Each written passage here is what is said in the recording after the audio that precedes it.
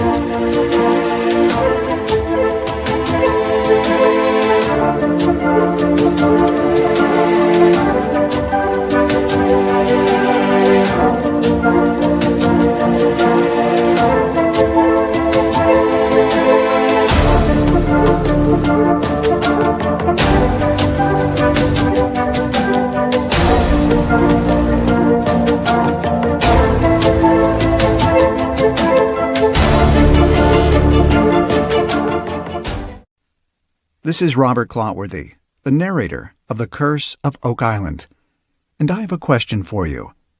Could it be that you are listening to The Curse of Oak Island and Beyond live stream? This is a top pocket find, mate, for sure.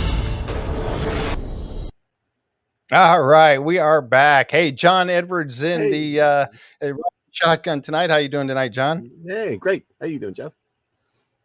I'm doing pretty good. Let me turn it up just a little bit so people can hear you better. All right, there we go. Oh man, I tell you what, I'm really excited. I tell you, talking about Skinwalker Ranch and watching the television show.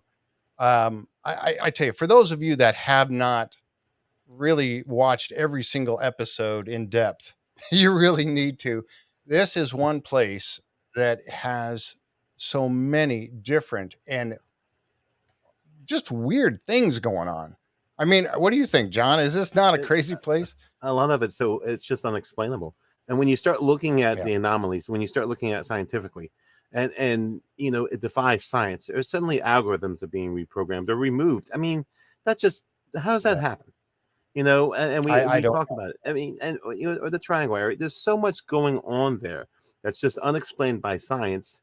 And I know the scientists on Skinwalker are trying their best to define what's happening, but it's undefinable. I mean, how do you define that? And being a person of science, it's just amazing that they haven't pinpointed what's going on there. There's something going on there. There's no doubt, or multiple things going on. There's multiple things. That's what I was just going to say, or multiple things going on, and trying to figure out what they are and trying to figure out ways to capture them while they're happening. It's got to be frustrating and interesting at times for the guys. But I wanted to give a few shout outs to the folks showing up here tonight. Before we get into it real deep, Carol's here with us. Alessandra Nadavari, thank you for coming by tonight. Michelle, Karen, wow, Tom Burns is out there. And of course, we have Jan and Linda working hard in the chat tonight, taking care of matters on both sides of the chat tonight. We appreciate you very, very much. Let's see, Darlene, Dale Kearney's out there. Hey, Dale, Karen Howard. Let's see, on the YouTube side, who we got? Kathy, Amy's here. Hi, Amy. I saw Paula was right in there real quick, and so is Sandollar Ray. I think was the first one that logged in tonight. I think he was the very first one. Awesome. And Jan's here. Bass Anderson. Yeah, Anthony Castle. All right, a lot of great. Thank you guys for coming tonight. I really appreciate it. You guys are in for a treat. You really are, because we as you know, I've been advertising that the one and only Thomas Winterton was going to be on the show tonight, and he's brought along a friend. So I tell you what, without further ado, let's bring them both on right now. All right, so there's Thomas and Erik Bard. Guys, thank you for coming. That's so awesome. Hey, guys. Oh, Hey, what a treat. I tell you what. And, as I was telling everybody that what we do is we go through and we recap the episode. We try to do our best to, give it the due. But, as Thomas and I have talked about before, so much of these the episodes, so much of the filming ends up on the cutting room floor or somewhere in a storage room. We only get to see a very, very small portion of what is actually filmed. And that's why it's so great to have you guys here to help us dig in a little deeper with what we don't know, the things we don't know, right? So I'm really happy that you guys did that. I'll expound on that just a little bit for you. Mm-hmm. We did the math to this. So the amount of film that we put in the can, as they call it, versus the amount that makes it on TV comes out mathematically less than 1%. So just to give you an idea of wow. Oh my gosh. You're looking at about 0.87 to 0.89% of what we bank. Wow. That's incredible. And I can believe it. I really can, because with dealing with other TV shows like Curse of Oak Island and that, it's really the same thing. And that's so many times we get people in our Facebook group and here on this channel, we get people asking us, well, what about this? Well, why didn't they do that? Or, oh, they should have done this. And chances are you guys did do that. It's just that it didn't make the air for whatever reason. So that's what's nice to have you guys come on and be able to talk about this. One other thing that I wanted to show, and as you can, I'm trying to make something clear here. As you can see, I have my my official T-shirt on here tonight. I am an official member of the Thomas Winterton Erik Bard fan club. I'm an official member. And glad to be one. I tell you what, no, folks, this is for, I am a member of their website and their group that's on the website. It is skinwalker-ranch.com. And then they have an insider. And I tell you what, I'm going to show some picture of it, for the audience to see. But if you guys don't mind to talk about it a little bit. First of all, whose idea was this website? Well, I guess it depends on when you start the clock on that question. Originally going back to like 2016, 2017, when I inherited the job by default of parsing all of the video data, it didn't take long for me to come to the conclusion that maybe it would be a good idea to get some more eyes on the actual footage, everything that we are recording through each and every one of those cameras. So you could say that the origins of the website goes back to the very beginning of our program. As soon as we started doing observational science, that's when, at least on my part, it was a yearning to get more eyes on the problem. But as far as what you see now on the website, that's really been kind of something that has evolved in our discussion over at least the last 2 or 3 years. Yeah, it's been a collaboration, but I remember clear back at the beginning. Matter of fact, in the early days, we were keeping all this footage and putting it on drives, and I would have to come out here and switch these drives for Erik. We were filling, was it 8 terabytes a month that we were filling up? It was just about that. Yeah, about 8 terabytes. So, an external drive kind of you can just go pick up, and it's a lot to look through. And I remember then Erik saying, "This is way too much for any one person to go through," and you can get the best AI in the world, but nothing replaces the human element of watching and going through that. And so I remember him years ago advocating for some type of a forum that we could enlist the help of others to watch. Yeah, very. I tell you what, they have. I was going Yeah, to go say ahead. that's I'm a very different approach to the one that we follow. You know, obviously there's a lot of references being made to the work that went before our time, but we don't have that footage, right? And so ours is a much more transparent, I guess you'd say, opportunity. Yeah, and I was going to show, if you don't mind, I'm going to show a little bit of it here, so people can see this. Okay, this is now I'm logged in here, and this is my my account, the Insider Command Center, which is really cool. And as you see right there, initially you see check out the latest from the ranch, and if you click on this, watch now. This is just one of the many things you guys can do on it. They have Q&A, live Q&As that you can join. It just there's a lot to do here. So if you're really truly interested in what's going on at Skinwalker Ranch, you have to check this out. You really do. Here they've got the camera feed, and this particular camera feed is live. I'm not going to click on the YouTube button right there in the middle because I'm on a limited bandwidth here, and I don't want to take it up. But as you can see, these are live camera feeds from 4 different positions or places around Skinwalker Ranch. So yeah, talk about this a little bit if you can, and you don't mind. Where are these actually located? And I mean, we're looking down across the mesa there, right? Yes, I love that view. By the way, you're seeing the stitching of two camera feeds at the top. You see the top of the mesa, which that geography right on the top of the mesa is what folks refer to as the path of the Skinwalker. And and then of course you see the low-lying fields. You're looking at the east field, and in the lower left-hand corner, of course, is the Homestead 1 area or the command center. Now in the bottom 2 images, you're looking at a view of the western portion of the property. You might notice in the lower right portion of the lower left panel, one of the structures that was left here by the NIDS and Bass researchers. Mr. Bigelow had some of these dog runs. Colloquially, we've referred to them as bait pins or observation points. So you see one of those there, and of course, it's just so beautiful. And you've got another view of from one of the other assets in the west there on the lower right. And in fact, on the very lower right, you see the interior of Homestead 2, which is an infamous location for a lot of unusual activity. Yeah, that place is truly, there's a lot of stuff that happens over there. And I tell you, folks, you can watch this live. There's people chatting as this is happening. You can see the chat here. So you can chat with other members, and you see it popping up. They're all talking right now about what they're watching. So if you want to be able to capture something, now, if they do see something, do they just tell it in the chat, or is there a way that somebody can say, hey, we saw an anomaly fly by? I mean, how do they go about telling you? It's been remarkable, exactly as I expected, and probably exceeding my expectations. Sort of out of this community of what we refer to them as insiders, of which you are one.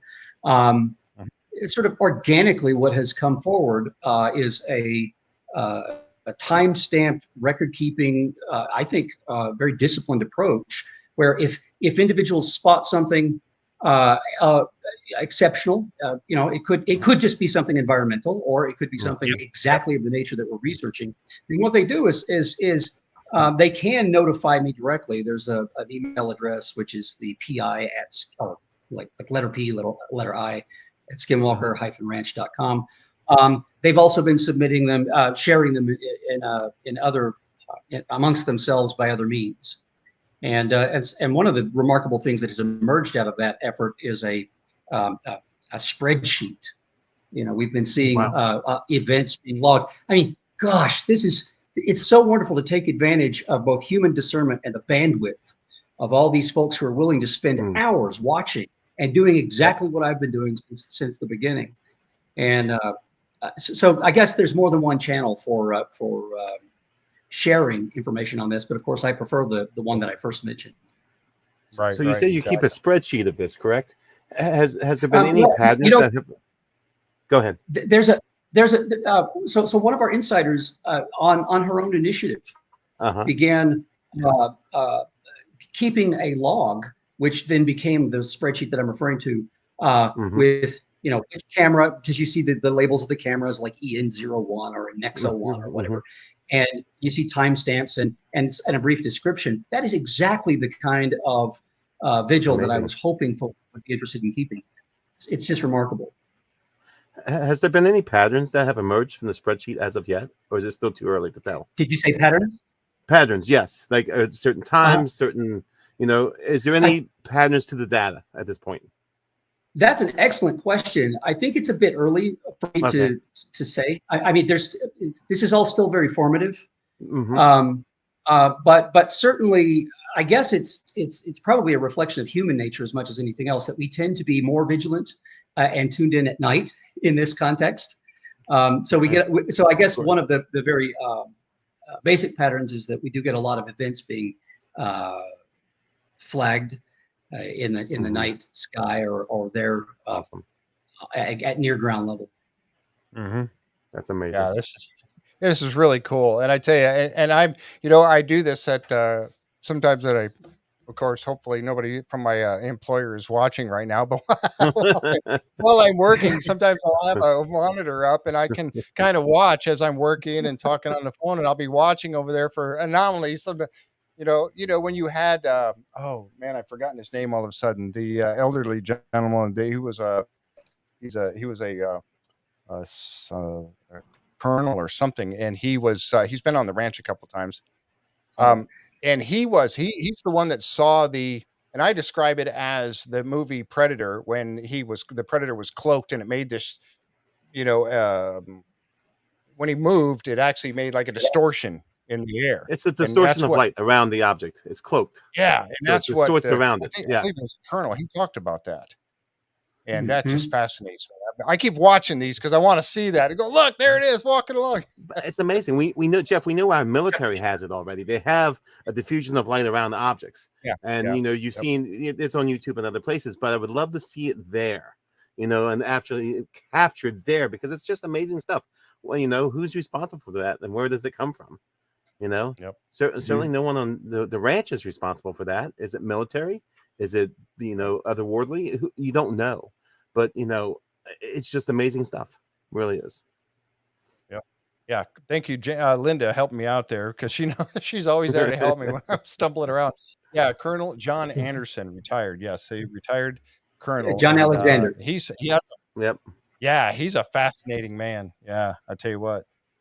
But to have him, and that's one of the things about this season I thought was so neat, that you brought two elements that I really enjoyed. One element was bringing people that worked for Bigelow onto the ranch and having them be able to talk about opening up, because they were probably held under some sort of an NDA where they couldn't talk about stuff.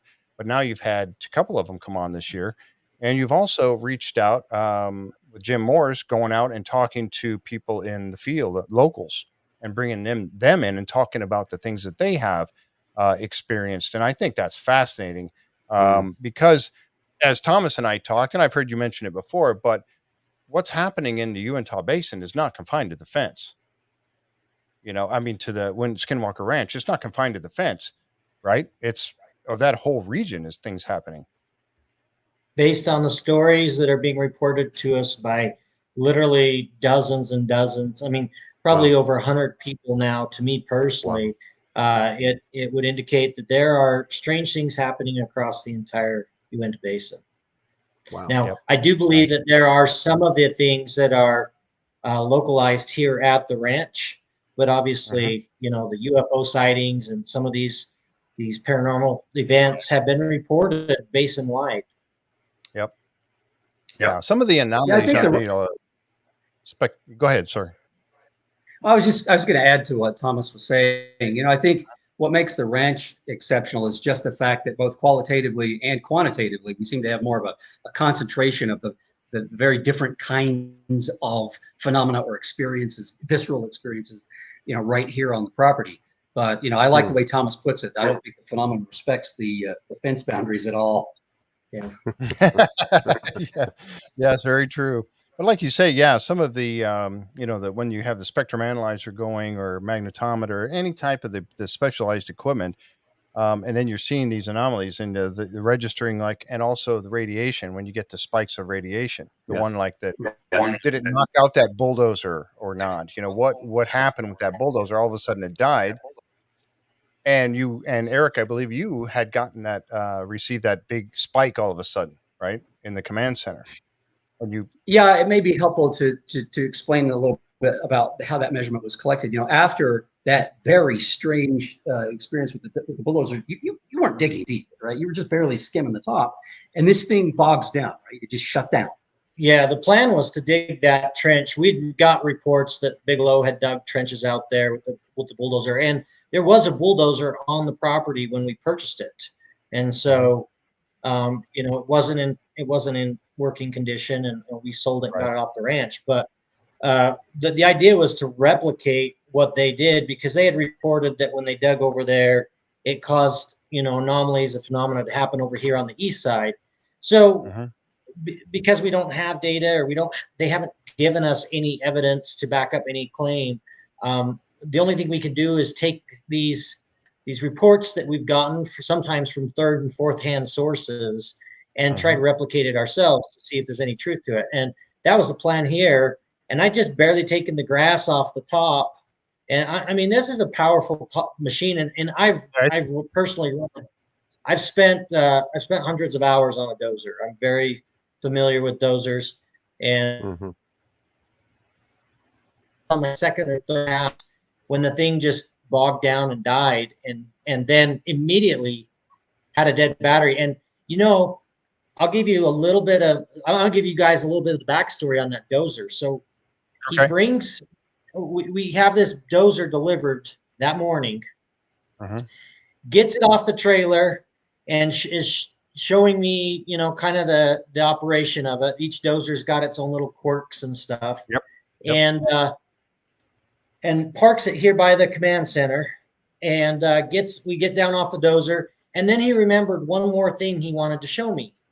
So we climb back up in the dozer, and he goes to start it, and dead battery. Now the batteries were dead that morning when he brought the dozer down. So him and his help had run down to the parts store, picked up a whole new set of batteries, put them in the dozer, and brought it down. So here, these brand new batteries as of that morning, and they're dead. So we need this dozer. We're going to be filming quick. So they jerk the batteries out. They run into Napa or CarQuest, wherever they got the batteries. They burn it back with a brand new set of batteries, put the batteries in the unit. So those batteries, we then, you know, that gets the machine started. We drive it across the ranch. We get ready to start digging. And then, of course, it bogs down and dies. And guess what? It's telling us that the batteries are dead. Now, you instantly think, oh, well, it's got a short on it or something, you know, something's malfunctioning. These batteries were dead beyond being able to bring them back. So the funny thing is, he takes this second set of batteries in less than like 4 or 5 hours back to the parts store. And they literally told him, they're like, what the heck are you doing? And they told him, this is your last set of batteries that we're warranting. So he brought the third set out and got the dozer off the place. And one last interesting snippet with that dozer has a GPS unit on it that helps them track where it's at when it's out. I mean, we're in a vast oil field out here, right? And so the GPS sensor quit transponding the second they pulled onto the road for the ranch. And you know, poor Jake, he just like, okay, I can see these equipment operators, like, they're getting hesitant to, like, we don't want to bring you our equipment because you guys just destroy it. Yeah, they're going to have a extra large insurance fee added onto it, so they actually get it back in working condition. You know, and that's the thing that, you know, it seems like so many times. I mean, going back to season 1, every time we turn around, there's another piece of electronic equipment malfunctioning. Caleb's iPhone. And that was just amazing to watch that thing scrambling through numbers, dialing all these numbers and changing screens and just going so fast. You couldn't do it that fast on your own. I mean, things like that were just like, what the heck is that's when it really, boggles the mind of what is truly going on out there. And draining batteries, I mean, that's we've heard that in a lot of different types of paranormal and UFO experiences. UFO experiences, absolutely. Suddenly, a UAP appears above you, and your car battery's dead. 3 times. I'd like to jump in on that. Because as coincidence would have it, I put myself through graduate school working for a company that made, among other things, battery charge management systems. So I actually designed. I ran a battery test lab as a grad student, and I'm familiar with the kinds of things that can happen with both the batteries and the connected circuitry. And so, one of the interesting and I think obvious questions, if you get that close to the subject, is: are we looking at a failure of the battery itself? Or are we looking at the charge management system? Is it being spoofed into thinking that it's dead? Well, we have both kinds of pathologies here. So we have EMI, or electromagnetic interference, taking place, which I think in some cases is ruining that circuitry, but we also have the batteries themselves, in some cases, showing up, essentially electrically inside out. Wow. And that's like Thomas said, you can't charge it at that point. It's done. It's toast. That's amazing. Yeah. It won't take a charge. And these dozers are taking these great big, and it's not one battery. I can't remember how many that dozer takes, but it's like 3 or 4 batteries that are all, in parallel. So we're talking about a significant electrical system being drained almost instantly. Yeah, that got my attention right away. Hey, Eric, question for Eric. Eric, is there any natural phenomena that would cause a battery to drain like that? Anything in nature that would cause that to drain? Or is it definitely in your opinion? That is the right question. That's really the right question. I kind of joke, I figure it'll be vulnerable if I come up with something catching up that I can say in reference to could nature be doing it? And my sort of joke is, well, nature's got talent. Who knows? Maybe we can make a spinoff. But we could be looking at least when I began working on the problem set, of course, as a physicist, I'm looking for, if not prosaic treatment, at least something that's a combination of natural influences, like some geophysical process that generates transient magnetic fields. And there's a whole history to that, which is, a big part of my experience of looking at magnetic interference in particular. EMI, obviously, with a lot of different kinds of equipment being interfered with, you're looking for something that perhaps you've got movement of something with the say seismic activity, something electrical in the ground. We talk a lot about the possible relevance of things like gilsonite in the area, which is electrically dissimilar from the surrounding material. We've looked at the soil, for its conductivity. Also, who's to say that it isn't an interplay between atmospheric physics and geophysics? I could go on and on. I don't want to bore you. Sure. But I think it's not boring at all. Okay. Well, sometimes, certainly, if I start talking about this sort of thing with my family, I think the eyes glaze over. and so, the short answer is yes, there could be a natural but very interesting complex explanation for this, just as there is for a phenomenon like maybe you're familiar with earthquake lights. These if you've not heard of them, there's a phenomenon not unlike ball lightning that can be generated within the earth, thought to be associated with tectonic or some sort of a geologic event. So it's certainly on the table. But I got to tell you guys, the longer we've worked with this ranch and the phenomenology, the timing and circumstances are so suggestive that it's not just some asynchronous natural phenomenon. There's almost I really have come to sympathize with those who came away with the sense that they're dealing with a someone and not just a something. Yeah. I don't want to sensationalize it, but I got to tell you, the timing and context are very, very suggestive. Yep. Context is everything. Context is everything. Yeah.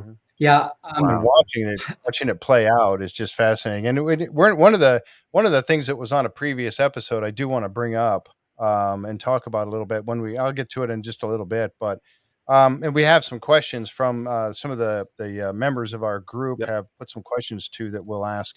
Well, actually, I'll go ahead and ask one of them now, and I'm prepping up for. Go ahead. What's that? Oh, did we lose our audio? I think we're losing you. Oh, you're back. Okay. So just so you know, I was only able to snag Erik for about 30 minutes. He's going to have to jump off here for a second and join another. another Okay. call or I've got All right. I've got a conference call that I have to jump into, but I got to tell you, this is a lot of fun. I love the questions. They're very on message, very germane. And honestly, I think we could sit here for 3 hours at least talking Yeah, about I these. could, to be honest with you. You know, I probably have another. I'm so curious now. You said you had another question. I'd love to hear it. Yeah. Well, this one's from Jan. She's one of our admin of our group, and she said, and this was kind of for both of you, if you want to take turns with it. And Erik, you can go first if you want. And I know, and this is kind of going to be hard, I think, to nail down. But what is the strangest thing you've seen on the ranch and Oh, boy. off the ranch? Wow, that's a great question. I know that's a hard one. I know, but just oh, that's a great question. I'd like to know that myself, Erik. Oh What's the God. strangest thing? I can't tell the story, and I don't have enough time to tell this story. we're going to have you You back know, on. I Okay, have to have him back this is- to tell the story. yeah, I would be happy to, as long as I've got Tom here. I could probably fill in the gaps, but maybe not necessarily hold my own with questions of this nature. But I can tell you, one of the very strange things that I saw on this ranch was my own reflection. I'll tell a very quick story, and then I guess this will be my last contribution to the discussion. Before filming started last year, you know where I'm going with this, right? So before filming started last year, I was out here alone, which is not really advisable, but I was out here preparing, getting ready for the work. Got up in the morning after a late night, was doing some just some work back in the room behind us, and there was nothing unusual, nothing that I could sense. But I walked past the mirror, and I was terrified by what I saw. What had happened is one of the side of my head and one of my eyes began swelling with no assignable cause. There was no bug bite. There was no itching. There was nothing that would indicate that I had, no abrasion. And what was upsetting to me, I mean, it was a moment of fear. I was actually quite afraid. And I still don't know what caused that. But I took a picture, of course, and I sent that. And immediately Bryant, who folks refer to as Dragon, he said, "I'm coming to get you." So he got me off the ranch, and we went to a medical center. I don't like to make a big deal out of things that I personally experienced, whether it's here or in connection with the so-called hitchhiker business. But look, we all have that, and so for some reason that came to mind as an efficient answer. Sometimes we are ourselves part of the observable phenomenology, and that's a case that I would like to not relive. Oh, I imagine so. And we know that Thomas has also had a medical issue, very serious one. Back. Oh, yeah. This was that season 1, or was it before season 1? It actually. So when did that happen? Actually, my severe head injury actually occurred in March of 2017. So it was before any thoughts of TV ever had materialized. But yeah, I've had some interesting. I think the thing about Erik's eye too is in June, which would have been just, I don't know, a month earlier, that from Erik, my exact same eye, so the same eye of mine swole, and it actually swole shut. I couldn't open it for a couple of days. And here's the interesting thing about it. Like Erik was saying, timing, right? Can I say that it was because of the ranch? Absolutely not. There's no way to prove that. But here's the interesting thing. The Utah State University has a guest lecture series that they put on during the summer. And they'd asked me 6 months earlier to if I would speak at it. And you can find it. It's online. You go to USU. I did a presentation. That morning when I woke up, it wasn't a voice, it wasn't anything, but I just had this thought pop in my head, said, "I don't want you speaking about me." And I immediately interpreted that to be from the ranch for whatever reason. The whole reason why we think what we do is a study by itself. But it'd been planned for 6 months. I'm going to go through with it. And I had just barely completed speaking. I was still over there at the university when my eyes started to swell shut. Whoa. So the timing, and again, no assignable cause, like Erik said, as to what caused that, but swollen for a couple of days, and it was the same eye. So I find it interesting that here he is getting ready for another season of filming, and he had the same thing. So timing is very interesting. Was there a medical explanation for it? Any medical explanation for the swelling? Were you looked at, Tom? I was not looked at. No. So when I went into again, I apologize. I feel kind of awkward having to leave the conversation, but I do want to answer that. I went to the what would we call that? It's like an urgent care center. It wasn't, like the actual hospital. But we went through what I would assume to be some fairly routine examination steps. Obviously, they wanted to make sure there was no sign of a head injury that I might have forgotten as a result of the injury. Having me look around and do certain things.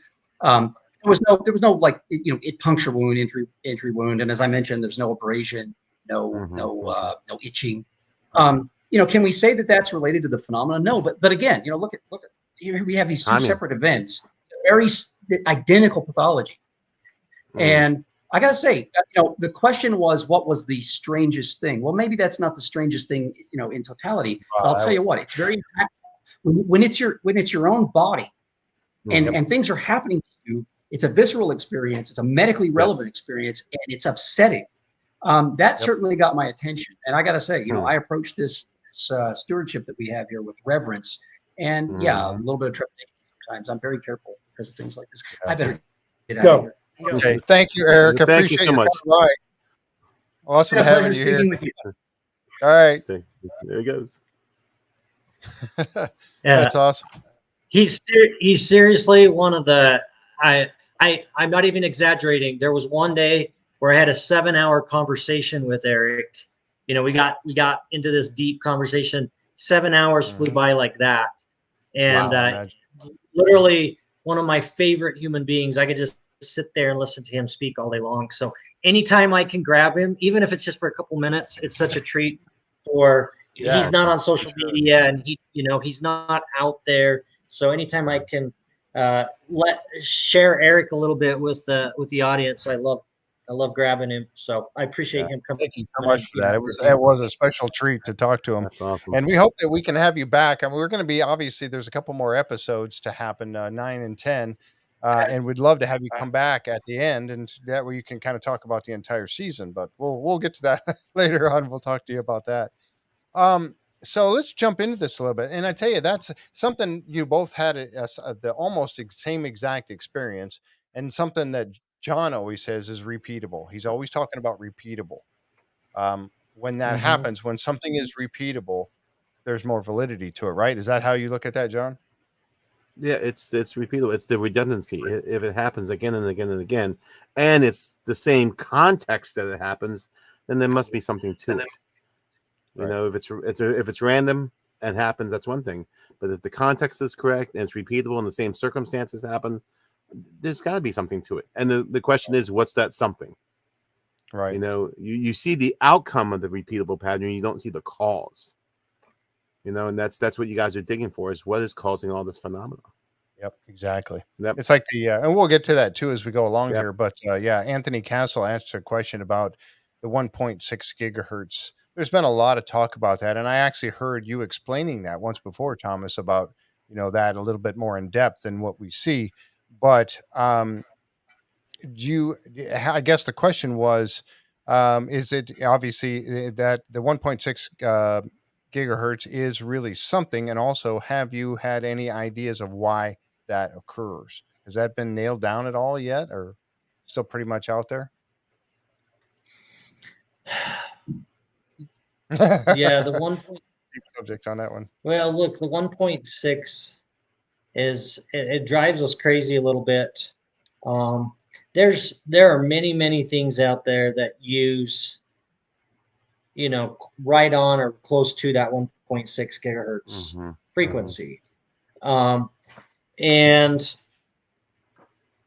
so you would expect to see. Now here's the thing, is we're out here in the middle of nowhere, really.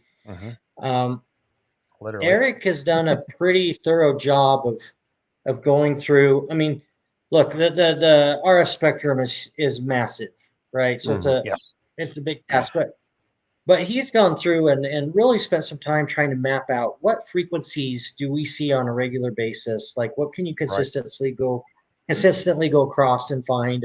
And I know that he had a spreadsheet where he had gone down these frequencies, and when he finds something that's there, he makes note of it, really trying to keep a record. We do these experiments and we start seeing this 1.6. We don't see it there all the time. That's the thing. Now, can satellites go overhead and be overhead for a short period of time and broad? Absolutely, right? Absolutely, they can.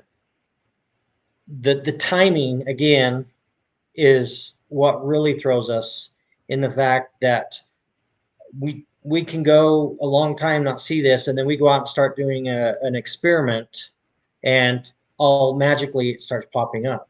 To answer your question, the strange, I think the most disturbing, not the scariest, but the most disturbing thing I've witnessed on the ranch, you guys saw during one of the episodes where we heard ourselves being broadcast over that 1.6. Yes. 1.6. Okay. Well, so that's actually happened twice. It happened twice during the filming season. Yes. Oh, wow. And the first time with the Cessna experiment, I mean, because of everything going on, we didn't have a lot of time to really dive in and start analyzing what's going on there. We did have the presence of mind to, we thought maybe the command center's bugged. It seems like there's something that's always one step ahead of us. And so we've long wondered, is this place bugged? Is somebody listening? They always seem to know what we're going to do before we do it. And so here we are hearing ourselves being broadcast over this frequency. Wow. And so our first thought is, oh, this is bugged. So we get up, and one by one, we go outside, away from the trailer and out on the helipad, and we're still broadcasting clear as day over that. Okay. Yep. That was about all that we could do to dive into it at that point. But that didn't really satisfy, because look, when we have the film crew out here, the one thing that we fight is we ourselves are generating a lot of RF. Each one of us has a microphone pack on us. Okay. Yep. That microphone pack broadcasts over to our audio guy that's got an audio bag and receiving every one of the mics. So at any one time, we could have 5 or 6 of us, or 8 of us, or 10 of us mic'd up. We're all broadcasting on a different. Now, my microphone frequencies in the 900s. I don't know, we all vary a little bit, but it was in the 900s. And then from there, each one of the cameras is broadcasting back to the little video. That the producers have their little video village back there that's watching all the feeds come through. So the cameras are broadcasting, our microphones are broadcasting, the production crew themselves are all wired and broadcasting. We're broadcasting a lot of RF. And so the initial thought was, maybe what we're seeing is some harmonics coming off of that. It's bleeding off into other frequencies or somehow jumping. That was what we thought. And because we didn't have enough time that day with the Cessna experiment to dive in, we kind of just figured, maybe something with our microphones or the RF is somehow jumping, and we're hearing harmonics from it. So fast forward, you guys saw the telescope experiment. Yes. That night was one of the most active nights that I've ever witnessed here on the ranch. Really? Wow. First of all, we have the telescopes that are these expensive, sophisticated telescopes, which are on closed systems, right? Like these, the electronics on these have to be downloaded onto them. They're not able to connect to any network. They're not wireless. Right. We're watching these stars, and they're showing up on the menu. And I witnessed this with my own eyes. We're going through and finding a menu of the stars. And these guys are identifying stars that will be passing directly behind this area above the triangle. And so we're looking at them. Well, as they track close to the triangle, that star disappears, is removed from the menu. And so then they're like looking for the next one back for it, and it's there. But as the star tracks down towards that area, it's removed. So we have all of that going on. We see the UAP. Now, this UAP was probably one of the most spectacular ones I've ever witnessed on the ranch. Really? Wow. You know, cameras never do it justice, ever. No. Nope. That's true. You know, especially at night, you pull your phone up and you're trying to record it, and it looks like it's a million miles away. Well, this UAP it looked really, really close. It looked like it was very low, and it was just moving across sky, and then until it got to a certain point, and then it changed course and zipped off up towards the north. It was incredible. And not only did our entire team, the guys with the telescopes, we caught it on camera, but you have the whole production company that's there behind us. I mean, we probably had close to 30 or 35 people witnessing this UAP up there, which was incredible. And so we're witnessing all this. The cows are getting, like, they were behaving off that night beyond what we normally observe from their behavior. Yep. Well, what you don't see in that episode is that at the end of the experiment, we're all tired, we're done. But just to check, we thought, let's sweep for that 1.6, right? So we have the computer out there. We have the Yagi antenna out. We're kind of sweeping across. We're picking this 1.6 up, and we're trying to isolate where it may be coming from. Right. Well, we lock in on it, and they turn on the FM modulation, on the spectrum analyzer, and guess what we hear? We hear ourselves being broadcast. Wow. Now, again, now this time we had the ability. It was the end of the night, anyways, and so we told them. And I think the reason this is the reason why it didn't show is we made everybody turn everything off. Cell phones went off, cameras went off, all of our microphones went off, the audio bag went off. We made everybody turn anything that could be broadcasting off so that we could eliminate us as the source of that. Yeah. Right. Okay. So here's the thing. We turn everything off. The only thing that's still on is the computer at the spectrum analyzer over there. And we're still broadcasting. So we walk away from the computer, like we walk a fair distance away, because maybe it's the computer, maybe it's the microphone on the computer, right? Well, we walk away from it, still broadcasting clear as day, but it gets weirder. We bring the production guys over by us, the producers and that. They're not broadcasting. It's still coming through. What? Just our team. Not the telescope guys. Oh, not really? The producers. Wow. So just the team of Skinwalker Ranch was the ones that were being broadcast over that channel, or 1.6. Wow. I think we lost him. Yep. Oh, yeah, he's frozen. He's frozen. I thought maybe it was me for a minute there, but no, it's Thomas. We'll see if he gets reconnected here. Wow, that is truly crazy, though. I mean, seriously, if they shut everything off, every microphone, all the equipment, and they're still broadcasting. How is that possible? Yeah, I don't know. I just lost you guys. Oh, there he is. You got frozen. You were frozen there. But it's not possible. That's not. There's no. How is that possible? That you're still broadcasting with everything shut off? That's unbelievable. No, it's almost like somebody is messing with you, or something is messing with you. Well, it was the most disturbing thing I've witnessed on the ranch, simply for the fact that here we are hearing ourselves being broadcast over the signal. Where was the receiver at? Like, who was in there listening to this signal, right? Right. And what was the source of it? Like, what technology, look, I'm not a scientist. or I should say, I have no scientific background. I didn't go to school for it. I'm not educated there. There's a lot of things that I don't know what is and is not possible. So when these things happen, I really look to our scientists, to Erik and to Travis.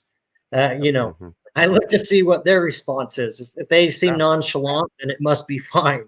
But if I look over there and I see puzzled looks on their faces, I see concerned looks on their faces, I realize like what we're witnessing is disturbing. And this was one night where, things go down. We come in the command center, everybody goes home, and it's us in the privacy here. And we're all extremely disturbed. I can't tell you how violating it feels to think, how is that? First of all, how is it possible? And is there somebody out there listening to us? And if they have the technology to listen into us, to focus in and broadcast us inside, outside, it Doesn't matter. It was inside the command center. It happened out on the helipad. Then are they listening to me all the time? Like, is there a recording of every conversation that I'm having? I laid awake at night extremely disturbed, thinking, oh my gosh, like, where's my privacy at? Yeah, exactly. And there's only two explanations. It's either military, and they have that technology. They can zoom in down to the foot, or it's something otherworldly. I mean, I can't imagine any other explanation. And either one of those options is disturbing.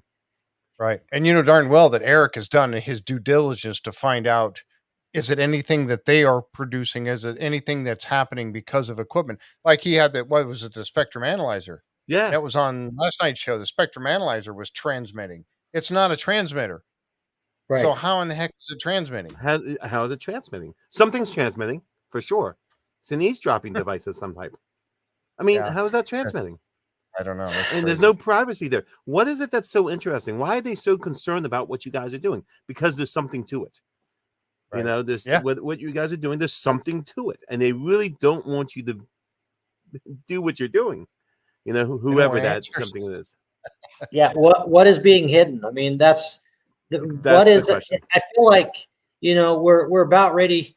You hear about like these hidden stills back in the forests of Virginia or Tennessee, right? And the unsuspecting person walking along the trail, not realizing they're about to stumble in on something that's going to get them shot.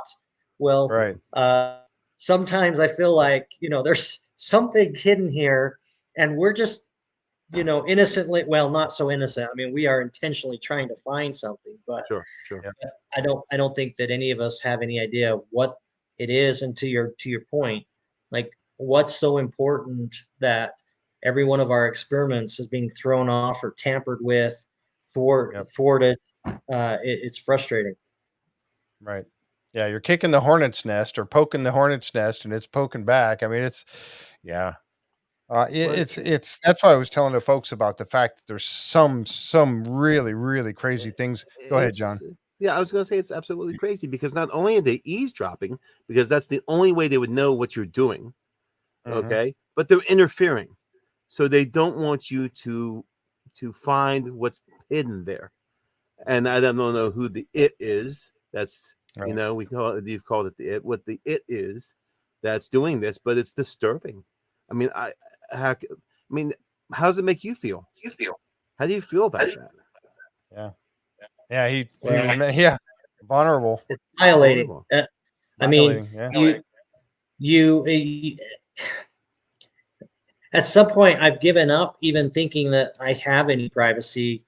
I just figure, one of these days, like some conversation that I've had is going to be broadcast out on the internet somewhere. It's going to be extremely embarrassing, for who knows. Well, let's hope that doesn't happen. But I know what you mean. I know what you mean. I do, believe that or not. Well, I tell you what. Let's talk a little bit about. Sure. I'm looking at some of the pictures here, and I'm not going to sit here and drill down on every single bit of this. But you guys had Aaron Blunt out and with Straight Shot Oilfield Services, and he came out with his drill rig, and it was a ditch witch. Well, you guys wanted to go up on, have him drill underneath the mesa where you were experiencing well, I guess there was a cave at one time that supposedly has been covered up. And I do agree with the one gentleman, and I'm at a loss for his name, but the one that came out and said that it looked like it was deliberate. It When you look at that hillside and the crumble of all the rock, and I do have a picture of that I'll show later, it looks like it was not a washout type of thing because as he said, the material would have washed out further. It looks like it has been done on purpose, and you've got this pile of rubble that has collapsed in on something. That's why it's down, sucked into the hillside a little bit. You can see the depression. And with that, of course, with those rubble laying, the rocks laying on top of one another, you're going to have cavities in there. But this right here, this picture here, when you guys were using the smoke bombs and trying to see if it was going to come out somewhere else, also, at times it wasn't even coming out of these holes. Initially you get that first initial blast of the smoke coming out, and then it's like being sucked down. That had to be awfully. I mean, we could hear you guys and your expressions as you were going through all of this. But talk about that for a minute. I mean, did it happen that quickly that the smoke would just all of a sudden reverse and get sucked right back into these cavities? Yeah. So the whole smoke bomb exercise was one that I felt like the production company did a really good job of portraying it accurately. I didn't see any editing that would make me think that they tampered with it at all. Right. And so, yeah, what you saw on television, that really happened. We were spread out across there dropping these smoke bombs in these various holes, and I happened to go over there to that one side and drop one down in there, and yeah, the smoke started coming out. But the second that got down in the hole, it literally, like it was like the airflow was going down the hole, and it pulled with it the smoke down, and we never saw another trace. What you don't see on television is, like, we pulled one of those and set it out just to see, like, how long is that smoke going to billow for, right? Right. Yep. And so if you watch on television, you'll see, like, I held it long enough to make sure that smoke, wasn't a dud. And once the smoke was spewing pretty good, then you drop it down the hole. So yeah, I mean, the airflow is definitely traveling down into these holes. And there's a number of them across the face of that specific section of Mesa. Right. And so, it is interesting. Yeah. So one of the questions that was on here for you guys was from Jeff, and Jeff asked the question. He said, have they considered a change in barometric pressure when they were studying the air movement from the shaft on the Mesa, or that tunnel, or that opening on the Mesa? Then he said, referred to the blowhole at Wapat. I don't know how to pronounce this. It's Wupatki. Patki? I can't even pronounce. I can't even say it right. Kapati. Thank you. Yeah, that's it. Yeah, that's it. So, yeah, I mean, I'm sure that Erik, and again, going by Erik, the way he looks into, and he's looking at everything from so many different angles. Was that one thing that you might have looked at? Was the barometric pressure at all? To be honest with you, I don't remember. Erik very well could have. That'd be something I'd have to ask him. I don't remember participating in that exercise. So now I will tell you that Erik's been notorious when things happen, especially when we're filming. I'm filming. We're on a schedule. I mean, it's not scripted, and we go with the flow. But these guys can't film 24/7, and so we've got to try to fit in what we can during their scheduled shift. And Erik's notorious for going back after everybody goes home. Erik will go back with his own instruments. And like I said, again, we're creating so much noise ourselves. And by noise, I mean, radio frequency and our instruments and everything. He likes to go back after the fact by himself and take measurements and see. And so there's a good chance he did. I didn't personally participate in that, and I can't speak and say that was done. Right. Interesting, though. Something that we might want to have to ask him next time. And again, it's just a thought. But again, for the smoke bomb smoke to be pulled down into that area, okay, that's one thing. It's a fascinating thing in itself, but it Mm. didn't come out anywhere else. The smoke didn't come out on top. You ran up on top of the mesa and was looking up there. It did not come out up there either anywhere that was shown at least for us on the show, Sure. or anywhere No. else in one of the other rock, underneath 25 feet away, coming up in between the rocks over there. It was just gone. So that would be indication of some sort of a passage or cave or something where it had all that smoke was able to accumulate down inside there somewhere. I can't think of any other reason where it would have gone. I Yeah, no, just you're correct. We never saw a trace come out anywhere else. So that is 100% accurate. Wow, that's Wow. and it's amazing to me. It's got to come out someplace. It will dissipate over time. You leave it in a room and you go in there, a day later and the smoke is gone. It will Gone. dissipate over time. But that hadn't happened. That much time hadn't happened. That smoke should have come out somewhere, and you didn't see it come out anywhere, which is fascinating. Well, This it's drill some- rig. Go ahead. Go ahead. I was Go going to ahead. say it's almost like a backdraft situation. So Yeah. if the what's inside there is hotter than what's outside, the cool air gets sucked back in and takes with the smoke, and it dissipates inside the chamber or whatever's there. So there is an explanation for it, but the fact that it never discharged any place else the smoke, where did it go? It's an unknown, and it's mind-boggling. Why didn't discharge any place else on that mesa? Right. Right. Yep. And there's Well, no one of the explanation. things- There's no explanation. Go ahead. Oh, Go ahead. Go ahead.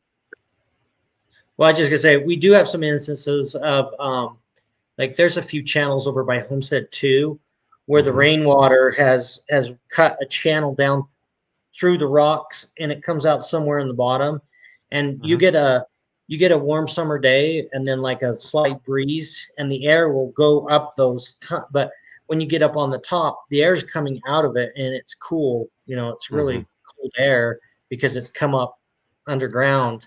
But that makes perfect sense, and there's nothing strange about that. This is an entirely different circumstance. Mm. Yeah, it truly is. And Wow. this was kind of cool because this was an artist's rendition of the drill rig and its ability to change the direction of the drill head and go in a different way. And I'm glad they did this because you guys were explaining it well, but it's nice to see a picture of it. And you were talking about what he's going to be attempting to do.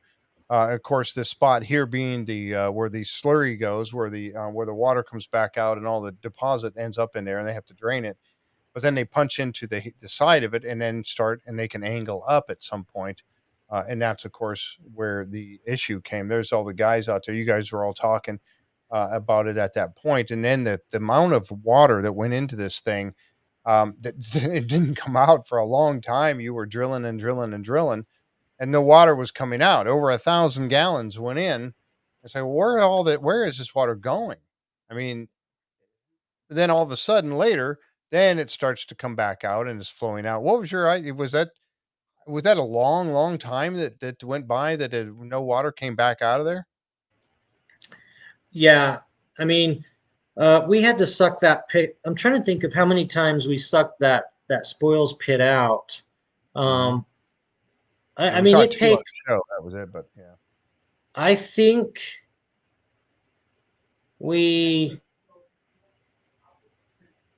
I'm trying to remember how many times. So that water there on the truck, we had to fill that truck up a couple times during the course of drilling.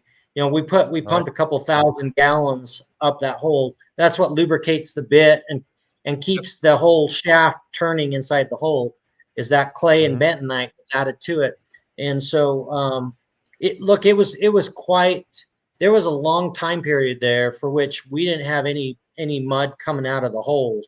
And so, yeah, we definitely 100% we hit some type of void that swallowed 1,000 gallons of our mud. And then eventually it did start flowing out again. Once it filled up, yeah. So, Yeah. and some of these things you found, I was just going to mention too that this is how they were able to tell where the drill bit is. by this, and I've forgotten his name. I had a picture here. Oh, there it is. McCoy Beale, when he was able to find it and tell where the actual drill head was with his scanner here, which is really cool. Because I wondered about how can they know exactly where it's at, and but that shows you right there. Very interesting. And of course, I've obviously not been around a lot of drill rigs to know all these things, but very interesting that that's the way they went about finding it. And then you guys putting down, going up there, you heard it. I remember at one point it was like 11 feet underground, but you could hear it, drilling Yeah, down there. You mentioned that. yeah, and that sensor is really cool. I mean, in the drill bit itself, well, just behind the drill bit, if you go back and watch, just behind it is a cylindrical shaft there that has a Hmm. beacon inside of it, and that Okay. beacon Hmm. feeds all the information, and it's really cool because see this drill bit, he can steer it around, and the way that he Hmm. does it is it's got a paddle bit on the front of it that is got an angle on it. So if he's just going straight, he just keeps that turning. But then Right. when he wants to start turning that bit, that transmitter inside there tells his machine exactly the position of that bit, that paddle bit, and so Hmm. he'll take that, and if he wants to go up, then he keeps the bit like this, and while he pushes, it starts to steer that bit up. That's how he steers it around. And so Right. we're using that sensor, and there's that one point where we're 11 feet down, and yeah, literally, it felt like it was going to pop right up out underneath our feet. Wow. It was definitely in some type of solid surface or something that was transmitting both the sound and the vibrations up through the ground. Pretty intense. Wow. And that's interesting that they can do that. And which also leads us to, going along with the idea that, he kept talking about, and I know I'm never going to show all of these pictures, and I don't need to, but talking about where it was up against something. This is actually in the second episode, I believe, but it was up against something. He was trying to come up, but something was forcing it down, down, down, Hmm. down, down. He couldn't get it to come up, and then it started to come up, and I think he said coming up 9 inches every. Oh, what did he say?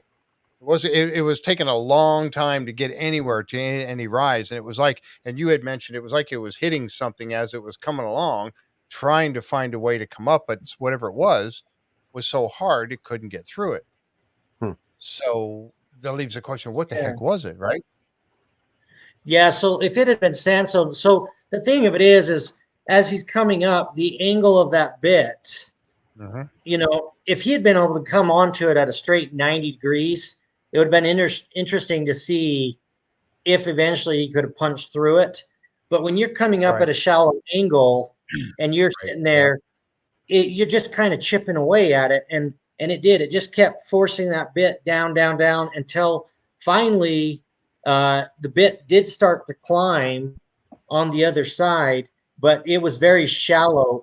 It still was not letting it come up at the degree that he had it, what he would expect right. to see. And I have to say something. Aaron, that guy is a master at his craft. I mean, uh, he is recognized. He's very well known for his expertise. This guy can drive a stake 2 miles away and pop up within 2 or 3 inches of that stake. I Wow. mean, Wow. he is Wow, incredible. So that's real. That's real. we were lucky to Wow. get him out there. He's one of the best at what he does, and he just couldn't understand. Normally, under normal circumstances, even if that had been sandstone, he would have been able to break through it and come up at the angle that he wanted to, but he just wasn't Hmm. able to. Yeah. See, and that speaks well of him, for you to mention that because, on the show, like I said, when we're watching it, we're thinking, oh, maybe he's just not reading it correctly, or maybe he just doesn't, and we see different comments being made, but it's like, no. And you said that on the show about his 20 years of experience, and he's like one of the best there is at it. And so He you is. get that impression that no, he knows where it is and he knows what he's up against, or he knows he's up against something hard that's not letting that bit come out, which, I believed him. It wasn't one of those things where I'm going, oh, he just needs to keep trying. No, you guys worked on it for 2 days and it couldn't get it up to come up anywhere out of there. So at some point, Wow. you just got to call it. And he put in like 400 feet of rod, I think, something like that too, over Yeah. 400 feet. Wow. Yeah, and Yeah, you because he know, only had 500 that's, with him. oh, go ahead. No, I said he only had about 500 with him to begin with. Yeah, And it's just well, enough. and the other thing we always have to take into consideration is that we can only go so far. We never want to be drilling out onto somebody else's property. And so, you know, when True. we're up hugging Yeah. more of the northern back, we only had so many feet to go. We were still well within our boundary, but we can't go indefinitely. We can't be drilling under other people's properties. So, Right. but you know, I want to say when we bring on these third party experts, any of these people, it's fun to watch these individuals. For a lot of them, I mean, this is a big deal to be on international television. This is the chance for them to showcase their company, their technology. Nobody wants to come on television and look like an idiot, and so Failure. every single actor that we brought out here, they have put a lot of preparation in making sure that when they get out here, they don't make fools out of themselves. And Right. there's been I can't tell you the number of people that have come out here and their equipment doesn't operate the way that, you know, the number of time, if I had $1 for every time I heard somebody say, I've never seen this before, I could Yeah, retire. a little And these are people who are they are experts in their trade. And when things go Mhm. wrong out here at Skinwalker Ranch, it's not their fault. There was a lot of preparation, a lot of time put into doing this, and we're not bringing out amateurs. Right. Yeah, we can Hmm. tell. And that's a great, I'm glad you brought that up because that's one of the things that, you know, people, you know, and again, you know, like with all the telescopes and like you mentioned about the planets falling off of the data that's in their handheld, that it's not connected wirelessly to anything. So where's it going? Why is that happening? That guy that came out to do the radio signals, and all of a sudden all of his equipment kept shutting down. It's happened Yep. over and over and over and over again, and so you know that again, it's not their equipment. It's something happening that's shutting down their equipment or messing it up in some way. Um, I'm kind of curious. I know, and I want to get moving on to this picture here too. But the guys that lost the data, the stars were going off of their Hmm. memory of their units. Did it ever come back? Did it like mysteriously come That's a back, or great did they question. have to reload? Do you know that Yeah. answer to that?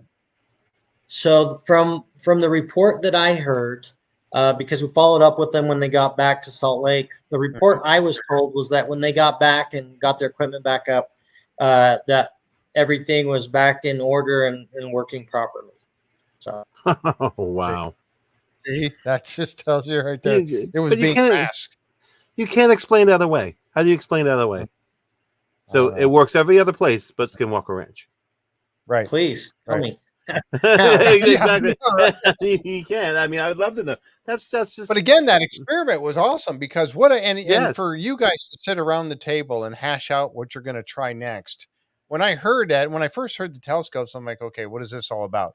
But then when it was explained, you're going to be looking through the space at an object, a star or whatever, or a galaxy, whatever it might be, looking Yes. through that space that's above the triangle, that area that is something going weird going on up there, a mile high, looking through that at an object on the other side. That's a brilliant idea. Now you're looking for some sort of a distortion or whatever. And then you go kick the hornet's nest with the rockets and see if you can find out. And then all of a sudden now they can't. It's not allowing them to look through that section. It's just Yeah. yeah, All just doesn't. while we're having lasers that are bending, and at one Yes. point, a laser that It's disappears for a short period of time and then Unbelievable. reappears above, as if there's something in the middle that's taking a chunk out of it. Yeah. Yeah. Yeah. Yeah, I know. Whew. It's just And to it's see just that with your own eyes, it's one thing Mm. to see for us to see it on TV. And you hear it, Travis, I mean, just going nuts, you know, talking about it bending and then splitting, as John just said. Yeah. If you're seeing it with your own eyes,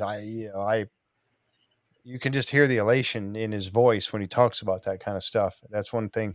What was this here? Did you ever get this thing up? Did you ever find out what it was?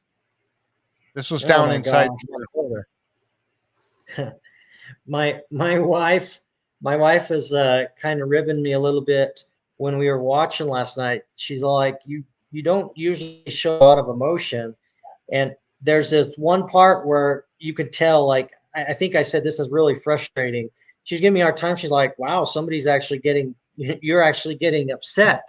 And I'll just take you back to that first comment. What you're seeing represents 1% of what we actually filmed.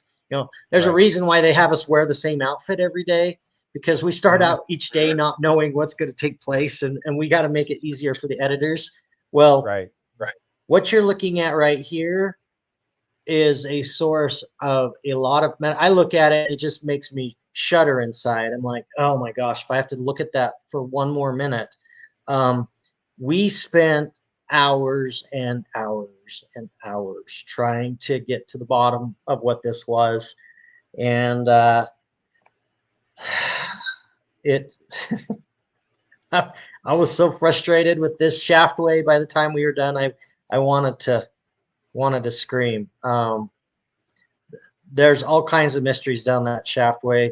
I'm not going to go a lot into it because I haven't seen any of the episodes this year, so I have no idea what's left to air.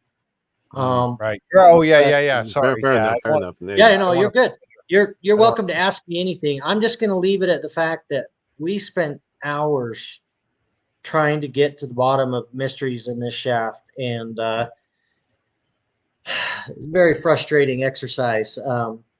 Those snake cams is like pushing a rope. I mean, these shafts don't just go straight down, and you got to fish it around the rocks, and there's ledges. And so you're sitting there just jerking that rope up and down, trying to get it to bounce off the ledge. And then, you're twisting it, trying to get it to maneuver down. It was an unbelievably tedious and just excruciating exercise. And we'll see what else plays out on it, if anything. If not, I'll talk more to it in a future date. Right, sounds good. Yeah. Then we did see one of the smoke canisters that was thrown down there. Yep. Bryant recognized that right off the bat, and he said, "Yep, that's one of the smoke canisters." And this was a shot I just grabbed looking back, showing the actual drill rig doing its work and where it was, the angle where he was coming in at to come up. And then you had a meeting there with Travis and talked a few things with him about the metal that was found. That was the first day. And you went and got the spoils. You came up with a screen and you put it underneath the spoils. Brilliant idea to check that and see what's coming out of there. And you started finding those pieces of metal. Now, on the surface, you look at those pieces of metal, and I initially, and I have to admit, I'm one of them. I thought initially, was this metal that was maybe under the road, and it might have been material left over from building the road. But then you explained, and you guys would know. And again, this is one of those editing pieces, hours and hours of you guys out there working. But this was from well under the Mesa, correct? The metal pieces were from that time period coming out of there. So yes. And it looked to me like, and you explained it, I think you were the one that talked about the fact that it looked like it was all coming from like flakes of rust or metal that was falling off of a structure or an object, and all the same object. And that brought everybody's head up when you said that, because that's what it looked like to me too. So before we get into what the material makeup was of these, is that still your thoughts still hold with that same impression that it was all from one particular structure? Again, yeah, I mean, more episodes to go, so there might be more about it. If that's the case, there was a lot going on there. That whole sequence of drilling and everything, that's a case of having to get it edited down to fit within the confines of the episodes that they have available. So there's a lot there that hasn't shown or didn't show. When we first screened it and I saw those metal pieces, my first thought is that, well, two things. I thought maybe it looked like, when a piece of metal rusts and it starts flaking off. Yep. So I thought we were getting flakes of rust, which made me think that it was inside the tank, like, the inside of their tank was rusted. The lining of the tank, yeah. Right. So my first thoughts was that this was actually a source that came in off the ranch, whether it came in the tank as part of the tank rusting, or they had vacuumed something up on a previous job and Right. not cleaned the tank out and brought it on to the ranch. So that was my first thoughts when I saw that. Now, the whole back of that tank actually opens up. So it unlatches, it's got hydraulics on it, and the whole back of the tank opens to where you can crawl in there. That tank is brand new. They told me that that tank had only been used on a couple jobs, brand new. And they told me that they had pressure washed it prior to bringing it on the ranch. Yeah. So they there's ruled chance. out my two sources of where that came from. Yep. And so then we started to be a lot more careful on when we're vacuuming that up. You know, we cleaned that hole out.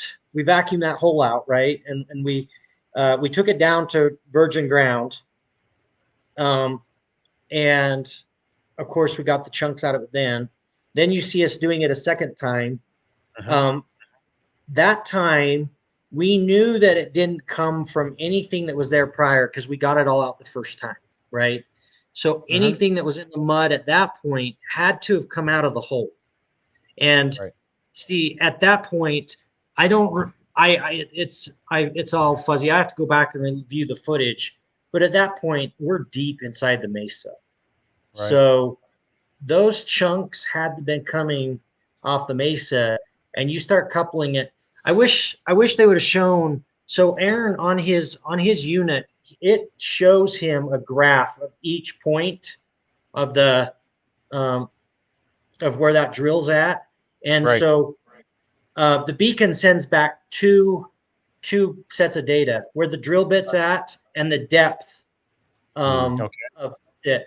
So what you're getting is the top line is the actual terrain of the ground, the topography, and the second one is the path of the drill bit, and it was interesting to see that graph of it did really look like a dome when it was graphed out. You could see that bit getting pushed down, and it made a dome shape. Wow. I'm sitting here with Aaron, who's a very experienced driller, telling me, you know, if this was sandstone or limestone or one of these rocks, we should be able to punch through it. And now we're getting this metal chunks coming out of the hole. So it's hard to not come to the conclusion that maybe we were peeling these chunks of metal off with whatever that hard surface is that wasn't allowing that bit to go up. Right. And I agree. That makes total sense. You know, you look at this, what's the most logical explanation for this happening? You know, would it, you know, and again, you know, there's a lot of times where people will say, oh, that was an old dumps. People used to dump their trash there years ago. So all their old appliances, you know, back in the day when they used to find just a spot to dump stuff. Well, before they had landfills all set up, each property owner would have a place So when they, you know, you think about that, but is that possible? Yeah, but not here, because you're underneath a mesa, you're underneath your rock. Nobody's going to dump it in there unless they don't want it. It's something that they don't want found. And then of course they collapse. They put it in some sort of a tunnel or a cave opening. It might be a shallow cave, but stick it all in there and then explode or something to collapse it down on something. Nobody will ever go in there. But the fact that it was such a long period, I think he started talking about hitting this thing about 300 feet, and he kept on going for another like 100 feet, wasn't it? I think it was like 100 feet that he was hitting this thing. Was it that much? I think we actually hit it well before the 300-foot mark. See, if my memory serves me right, we at about 80 feet in, we were at where the beacon was telling us that we were under where the mesa really started to raise up. And the whole plan was to bring that bit up and come in behind that cave where Chris Bartell was showing us, thinking that if it really had collapsed, maybe we could punch in on the back side of it and find it. So that was the original plan. If my memory serves right, I mean, we were no more than 120 feet in when he started. I think it was 80 feet, but we could have been in like 120 feet when he started to try and attempt to bring that bit up at a pretty drastic angle. We wanted to follow the topography of the Mesa, and so it was well before 300 feet when we hit that hard surface. And judging from the flakes, which by the way, if we just hit it, like say we hit something, we'll just say theoretically we hit something 150 feet in, I would have fully expected that. Let's say we hit a washing machine, 80 feet into the hill. Yeah. And punched through it. We would have brought those flakes out, sure. But with the amount of bentonite and clay and mud, by the way, we had that 1,000-foot void somewhere in that space. So who knows how much crap we shoved down in that metal void? How many metal flakes went down in that, right? Yeah, exactly. Yep. Good point. But I would have expected, if it had been something small, that those flakes would have got flushed out with that water and bentonite, and we would have seen it come to an end. And that's just not what happened. If anything, we saw an increase on the second time that we saw more of it on the second dump than we did the first, indicating that it was continuous all the way into that hill. Otherwise, we would have flushed it out well before then. So I'm of the impression that metal was coming from as deep as 300 or 400 feet into the Mesa. Wow. See, that's incredible. And there should be nothing in there. That's a Mesa. It's not a place where that's going to naturally be. And you took it out and you talked, and we'll be bringing that up here in the next one. But you talked to, this gentleman right here. I'll go ahead and show him now. Dr. Ravi, and it's Chandran. He concluded that it was not natural. It was not a natural. This the metallurgy, when he did the study on it, and we'll get into what they found on it, but he said right there, it's not natural. This is actually a man-made metal. So what in the heck was it doing that far underneath a rock Mesa? It just boggles the mind. Yeah, when you hold these in your hand and you see just how, this is thinner than a dime, this metal. It's basically the same thickness maybe as a piece of cardstock paper, to give you an idea on the thickness. Yeah. So we're talking about something that's paper thin. And when you start thinking about the fact you're looking at it and you're putting it under the microscope and you're seeing the elemental analysis of it and realizing that this side is different than this side,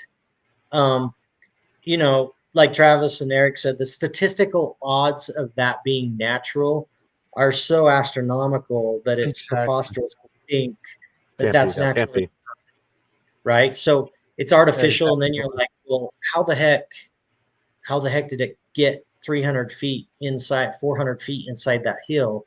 It makes nothing makes sense. That's just the theme of the ranch here. Yeah. It's funny because I notice you guys are working together all the time so much. Excuse me. You become like family, and you kind of pick up on each other for a little bit. Travis, when he first came out there, he was the one that always said it makes no sense. And now I hear some of the other guys saying it too. I've heard Eric say it a few times. It makes no sense. Kind of the same way Travis does. It's kind of funny anyway, but I just noticed that and it's so true. So many times you come across something, and you look at it every single different way you can, it still makes no sense that it's happening or that it's there. One thing I wanted to ask about was Tom. We know that Tom had that episode when he was out at Homestead 2 where he collapsed or almost completely collapsed. And then Brian ended up taking him to urgent care to the hospital. Is he doing okay? Was he everything recover well from that episode?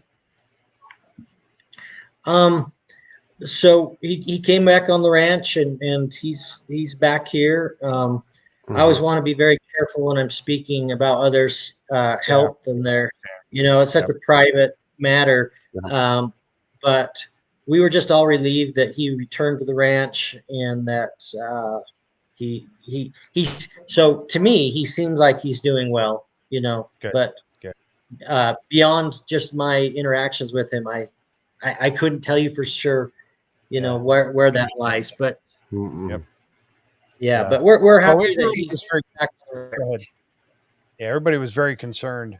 When he went down. Anytime you see any of you guys have some kind of a thing like that happen, with Travis having the radiation burns, and there was another gentleman that was out there, one of the Native Americans that was out there, and he had his right there at Homestead too, and he had an issue there as well. I can't remember his name, but just that kind of thing when that happens. I mean, you can't.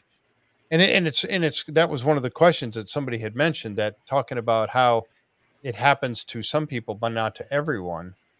You've had an episode, but not exactly like that. But um, and Bryant, and now he mentioned on the show, at least we saw that he hasn't had nothing. He's been out at Homestead too many times. And he's had nothing. I'm going to knock on wood, but he's had nothing happen to him out there. So, but the other people, some people are sensitive to things that others are not, and that's statistically true. So.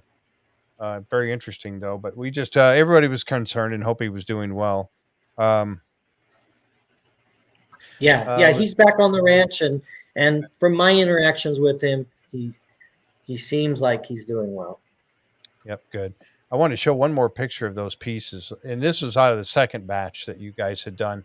Look how many of there are. I mean, this is truly something that was, and again, I agree with you. It just seems like it's you're chipping away at a structure or some kind of very large piece of metal down there, and you're chipping away at it, and these pieces are being backflushed back to the back to that thing. I mean, it's just, look how many there are, and they should not be there. And there was a lot. There is truly a lot. We had a whole Ziploc bag full of it. I mean, it was a pretty substantial quantity. Yep. Next, you guys had the guy come out, and I was trying to find his name here real quick. I was going to pull him up here. It was the gentleman that came out to do the. I didn't get a shot with his name, and I know it's in the synopsis here, but the gentleman that came out with the little crawler and the camera that was going to go up inside the little tunnel that was made, shaft, the hole that was made by the drill rig. And I'm going to bring this up here real quick. There we go. And you guys put a barrel in there so you could at least have something to stand in. At first, I was like, what's a barrel doing in there? But then I realized it's so they can get in it to access that hole and not stand in the muck or the slurry that's down there. And there's that little rig that he brought out. And I've got to find his name because I always like to make sure. Ryan. Ryan came out with the underground visualization expert. And he put this robot camera into the hole. This is a VT100 robot with a PTZ camera that has a 1080p readout. A really neat piece of equipment. But when I saw this thing, I thought, oh man, that thing's going to struggle getting in, at least into the initial part of the hole, because of all the slurry that came out. It's muddy. It's going to have a lot of trouble trying to get in there. And you were even down in the bucket trying to help it in. It just couldn't go anywhere. Is it because you think it was because it was blocked, or was there another reason why it was having so much trouble getting in there? Well, I mean, we just shoved all that water and bentonite down there, and the whole purpose of the bentonite is to act like a lubricant. It's extremely slippery, and and look, that piece of equipment was impressive. I mean, he showed us some demonstrations with it and walked it around on top of the ground, and definitely an impressive piece of equipment. I have to say, this was one exercise that we did, I was highly skeptical of, and only from the standpoint that even if it had been successful in getting in there, we had to go down under the canal to come up. Right. Right. And so in my mind, we had created like this P-trap. Yep. Right. So in my mind, we probably had a 20-foot section that probably still had water and clay in it. If that makes sense. And so for me, it does. I felt like this was, if I'm just being completely honest, and honestly, this investigation, that's thing I love about the production companies. They allow us to just be completely transparent and honest. But when we as a team decided to do this, I was skeptical from the beginning, because I'm like, we're going to have to put it down through this P-trap that we've created by going under the canal, and that the chances of that camera coming out clean to where we can even see anything on the other side, I was skeptical. Good point. Yep. But that being said, we put it in the hole. We did have you could see that we had a pretty significant section of hole that we could go in, and it collapsed. I'm not gonna go so far as to say that the collapse was abnormal. I mean, anytime you shove water in the hole and it loosens up the soil, we're going under the road, so any driving on top could have dislodged it. But look, regardless of what the cause was, it's just one more time where our efforts to try to get answers. If this camera had gotten into that hole and been able to go back there and see that structure, who knows what we would see? Wow. Great. How cool would that have been, right? So hence the reason why we have to at least give it a try. I mean, absolutely. Yeah. So, yep.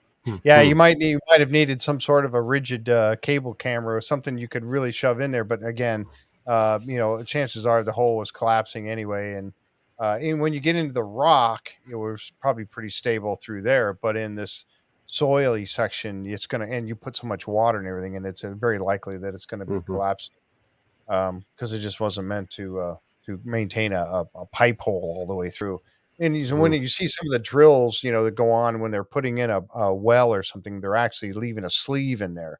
And that sleeve there, you could travel inside of that. But in this case, you weren't doing that. So that wasn't the idea, the purpose behind what your experiment was. But again, it was a great idea. It just didn't pan out. And again, man, I was thinking when I first saw this, I'm like, oh, we're going to get to see what that was. And then, of course, we didn't. Do another failure on, the part of different things.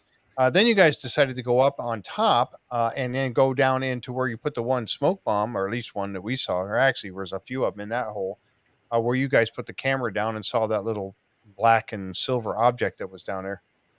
So you went up there and tried to go down. And then again, right off the bat, you get snaking down in there with the camera and you run into an obstruction that seemingly fell into the hole and lodged its way into the right spot to where you couldn't get past it. And you mentioned the time you spent, the hours you spent trying to get in there. How frustrating. I mean, I can only imagine, like you mentioned, I got it from the way you talked about how frustrated you were with the whole thing trying to make that happen. But this is the one picture. Go ahead. I'm sorry, please. Well, the interesting thing is see, Ryan brought, we figured, because we could get the snake cam down to that point, but we had no way, we couldn't identify what it was. So we get Ryan out there. Here comes a camera that's actually got little claws on it we can open and close remotely. Oh, that's so cool. So we're like, sweet, we can get down there. We can grab this object, whatever it is, and pull it up and be done with this mystery once and for all. And when we finally get a camera there that's capable of retrieving it, we get down there, and what you don't see on there is that we had our other snake cam with that, and so we were able to put his down, and we keep running it. We can't get his camera to go down where the other one was, so we get our camera, and we can't get ours to go down either. And as we start dialing in, we see this rock that's rolled. Now, when I was watching this on TV for the first time, I see that image and I'm like, man, it looks kind of small in that picture. But when we had the two snake cameras down there, it was cool because we could pull the one snake camera back a little bit, which would allow us to see his snake camera. So we were seeing it with two angles, right? And so you can get a sense of size and proportion. Those cameras are almost impossible to tell size and scope of things. But when you get that into view, you can tell kind of scope and size. That rock was actually a fairly good sized rock that had rolled down. Now, where it came out of, I mean, we have no ability to turn that camera around and look up, right? But the fact that this boulder somehow came out of the ceiling somewhere above and rolled down and clogged this hole. We were never able to get down around it again. So when we finally have the opportunity with this claws to grab that, it's maddening. I mean, sometimes you feel like a fool because it's like, you just can't one thing go right for us. Like, can't we just do the simple task of grabbing that, pulling it out of the hole? You would think it would be simple, and it's just not. It's frustrating. And I thought the same thing. I thought, oh, good, they're going to go back and grab it because you had that one, and we're going to get to see what that thing was. And then again, you're thwarted once more by the weird things happening like this. It's just, and you see that, and the camera is totally captured when you were talking to Travis. You were up on the mesa, and you were talking to Travis, was down on the ground. And at the end of the conversation with the radio, he was just like, and put the radio away, and you could just sense that's the frustration that you were all feeling at that time. You know, and Bryant, same thing. You know, when he was just, you could just tell. And that's the thing that we don't experience. I mean, we get frustrated because we're like, oh, you're so close to an answer, but then you can't, and so we all get the same way watching, but we don't understand or experience exactly how you feel. Being there and going through the same thing. This is the one picture I was talking about where it looks to me, it almost looks like it's happened twice, but with this whole area of rock looks like it has fallen down into something. If you look at the one over here, this side over here, it looks like this side is not concave.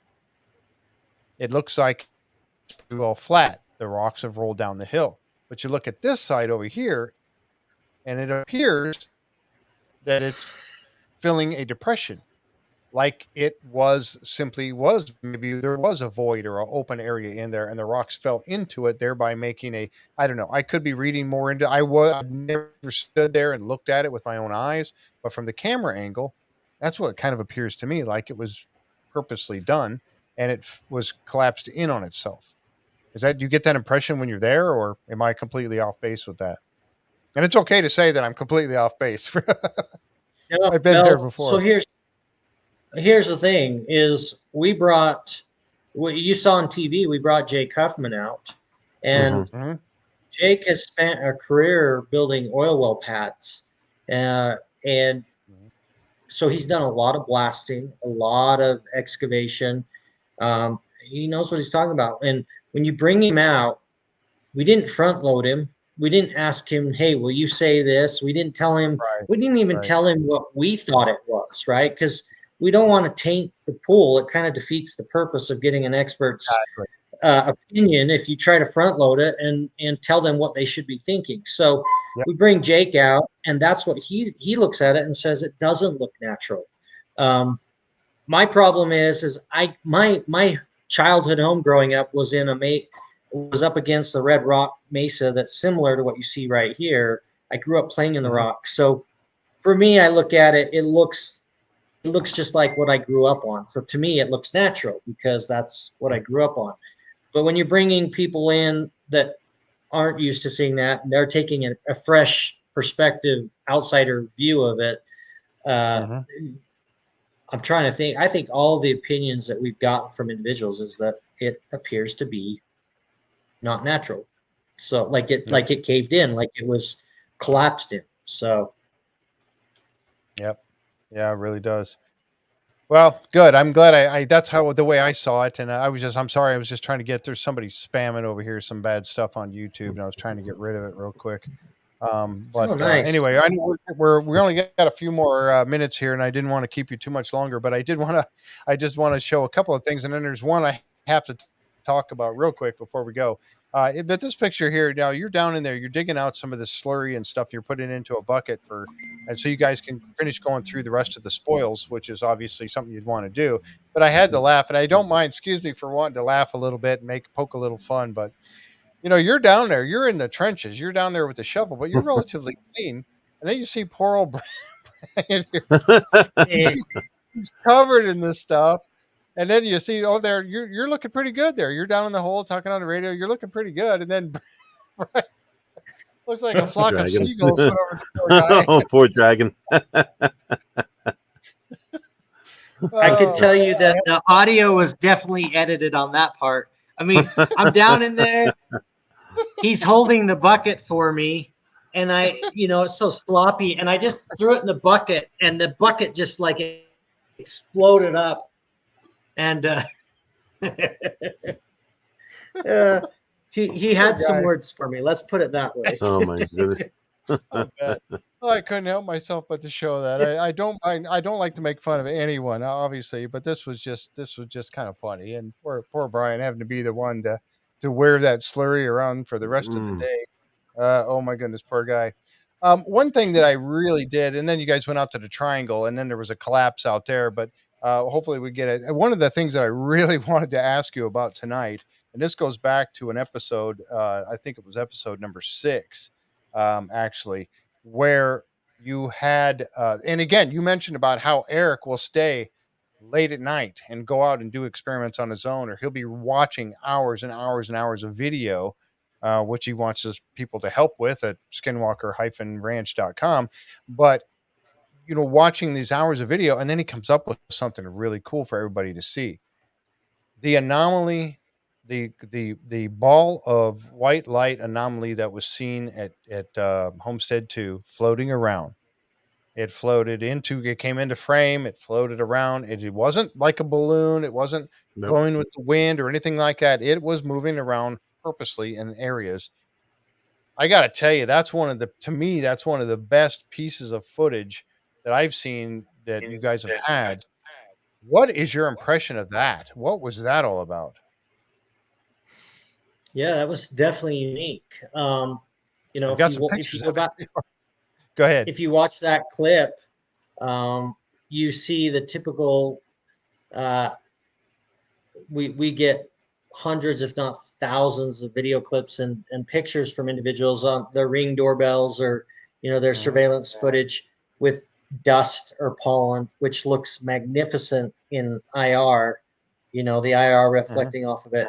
You go back to that clip, you can see the pollen and the dust and that blowing by the insects. Erik, if there's one person, look at this, it's Erik, because he's watched literally thousands and thousands of hours of this stuff. Yeah. And here you have this object. Like you say, it's not going with the wind, because you can see the dust particles blowing by the camera. And this thing's just kind of going back and forth, behaving in its own manner. Yeah, it reminds me a lot of when we did the experiment with the rabbi out there. At the end of that, yes, we had one little thermographic anomaly that quickly went through the screen that had no heat signature. This object right here is almost in that identical same place that we saw that anomaly. Rabbi. Really? Yeah, so where this is at could be almost the identical location of where we saw that with the rabbi. It just is different angle. So this is coming more from the side, whereas with the rabbi, we had that camera set up more behind, looking straight down. So, but almost the exact same location. It stands out. Go ahead, please. Well, no, it just stands out because it's different than what we typically see. I know, and it's fascinating to me. I mean, this is remarkable. And again, I did capture a couple of seconds worth. I know I'm not allowed to show more than like 8 or 9 seconds worth. So this is only 5. And of course, it happens to catch Brian at the end of it, making a face, looking at it, just the same kind of face I would have been doing. I didn't do that on purpose. I was just trying to hurry up and capture it. But look at this thing move. I mean, it's moving with purpose. It's like it's looking for something. And it's just fascinating that it's able to do this. I think, and again, go ahead, please. Well, I was going to say, I'll be careful here to say too much, but there will be more coming in the future that we can compare that to and see if there's some similarities. Now, whether that's on TV, whether it's on the website, I think still yet to be determined. Right. But it'll be, there's more coming. There's definitely an interesting region over there. Yeah. Okay. I tell you what, that's fantastic, and I really appreciate that. And, Boy, we and probably didn't get to Jeff, all the questions here. Jeff, I was going to Yeah. ask, did you guys ever come up with an explanation for the light trail that anomaly had? When you look at it as a small light trail, is that a function of the equipment, or is that a function of the phenomena? That's a great question. You see that? You know, light trail that's right there? that's one thing Eric's always trying to decide. Is, you know, because there's several different things that could be causing it. It could be encoding, right? We see that where Yeah. objects will go across, and it's Yep. actually not the objects leaving a trail. It's just that that's the way that the software and the Yes, correct. encoding inside the camera is interpreting it, and there's kind of a lag behind it. That's a great question. I don't know that I remember. We'll have to ask Erik. I don't know Okay. if Erik came to determination whether what you're seeing there is a artifact of like encoding or software, or if in fact he felt like that may have been an actual trail. I don't remember the specifics on that one. Because it seems to me there was a moth also in that same video, and you weren't getting that from anything else but that anomaly. So see, that is exactly the right thing. Is what else do you see in there? This this happened beyond a couple hours ago, so my memory's a little bit fuzzy on it. But You're good. You're good. so That's why if in fact you see the moth go through and you don't see that, that would be one of the things that we'd be comparing it to. Are we seeing that same kind of artifact with that? If we are, then it would suggest that that's a camera artifact. Right. Yeah. Yeah. It's definitely that's definitely one of my top ones that I've seen so far. That it's just fascinating that I just find it so fascinating simply because it looks like it's searching for something. It looks like something walking along and it's kind of looking around for something, and I don't see it over here. And then it turns and goes back around the other side of that tree. It wasn't a bug, and it wasn't just something floating in the wind. It stayed at about the same elevation the whole time. It was just kind of looking around. But that just really blows my mind on that one. There was a question about, you guys mentioned about the cows, and I think that you talk about them being biosensors, which is really cool because they are so sensitive to things happening. You've said it before yourself, and again, you got up on the fence that night as you seen them all moving around. There was one that when you have using them like for that for biosensors, and then they have an issue like we saw the one have. Is that what happens at that point? Did that, obviously the rancher came, and because those aren't yours, they're there on loan to eat the grass and whatnot over there. But I mean, was that he came and picked that one up and took it off the ranch, I guess, at that point, right? That one What's protocol? What's protocol on that? Protocol is that so we have an agreement with ranchers that run their cows on the ranch, and we need the cows. We live in a very hot and dry climate, and even though we're irrigating the land by August, September, especially like last year, if we run out of water by August, we have all this tall vegetation that just turns brown and gets dry. We're now sitting on extreme fire danger of something as simple as a cigarette spark lighting the place up. So we need the cows here. They help us keep the place mowed down and keep it healthy. I mean, they serve a vital function. They do act as bio sensors. Yep. Now, because of the history of the ranch with the mutilations that have purportedly taken place here, our agreement with them is when they're leasing the place to graze their cows, if a cow dies, we have the authority to call in the vet and get neocropsy immediately. Basically, that cow becomes ours if it dies, because we want to be able to do a quick investigation and try to get to the bottom of it as fast as possible. In this case, you have a sick cow. As long as that cow's alive, it belongs to the farmer. And and so our first and foremost thing is every single person on this ranch is an animal lover. We all Mhm. Wait, I got to think about this for a second before I misspeak. Yeah, I think every single one of us has pets, and we are like we don't want to see any animal suffering. So PETA and all those animal advocates, we're right there with you. Like we never would intentionally want an animal to suffer. So if we see a cow that's sick, the first thing is to call the rancher and get him down here, because at that point, the vet bills and the medicine and all that that's an expense borne by the rancher. And Mhm. it's going to be their call what they want to do. They also are the ones that know the backgrounds of these cows. So, sometimes they might be here and be like, she's super old. Like I knew that she was going to, I've seen this coming. Mhm. I don't want to waste the money on vet because she's just going to die anyway. So you put her down. So we just call the rancher. We let the rancher come decide what the next course of action should be. In this case, Richard felt like it would be worthwhile to get her off the ranch and see if she makes an improvement up on his own place, doctor her up and see if she can make a recovery. That's like I don't know how much cows are going for these days, but that's like $1,000 bill sitting right there. So Wow. Yeah. we want to see her. We want to see her be okay. Mhm. Yeah, Mhm. exactly. Yeah, for sure. You have one of the folks mentioned a website that you had, and I've watched it before too, but I can't remember the name of it at the moment. Where you're out on the ranch and you'll do little videos while you're out there. Wasn't skinwalker-ranch.com. It was something you had going on, and I forgot. Are you still doing that when you're out, like doing irrigation and things like that?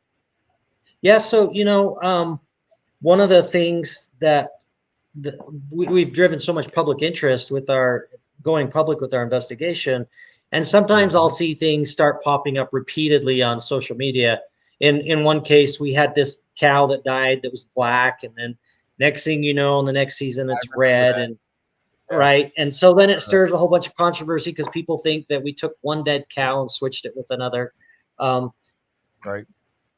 or people just wanting to see the scenes, like my typical night here on the ranch when I'm out irrigating.